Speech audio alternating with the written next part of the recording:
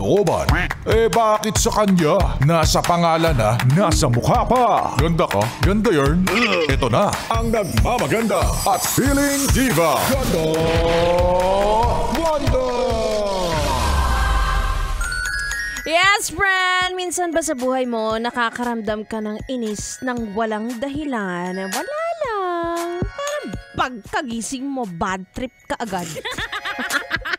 At nadala mo hanggang hapon, yung tipong walang magpapakalma sa'yo. Bukod sa pera, syempre. Pero hindi naman natin agad makukuha yan. Hindi naman instant yon, kaya hindi rin instant ang pagkawala ng bad trip natin, di ba?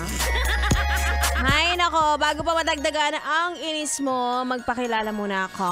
Mga yes friend, it's me, Ganda Wanda, nag-iisa. Walang kasing ganda. Kasama yan na hanggang alas 9 ng gabi. O bakit may kumukontra? Ako na nga lang nagagandahan sa sarili ko, kumukontra ka pa.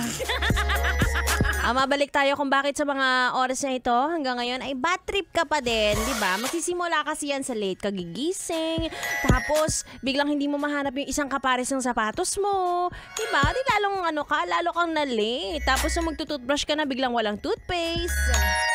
Ay hala, hindi ka ba bad trip doon? Hindi ka naman pala toothbrush. Charot. Tapos pagdating mo ng office, unang makikita mo yung nakakabwisit mong kaopisina. O, diba? Nagpa-pile up kasi yan kahit maliliit na bagay. Kaya yung bad trip mo, hindi na rin nawala, diba? Nadagdagan pa.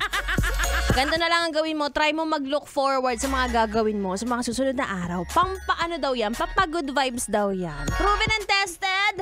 Eto, number 1 tip, makinig sa music. Kaya naman tignan mo kami dito.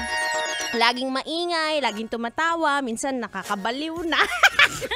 Anyway, para iwas buraot, here's Angel Baby by Troye Sivan. Kaya naman tuto ka lang dito lang sa 101.1 Yes FM. I need it.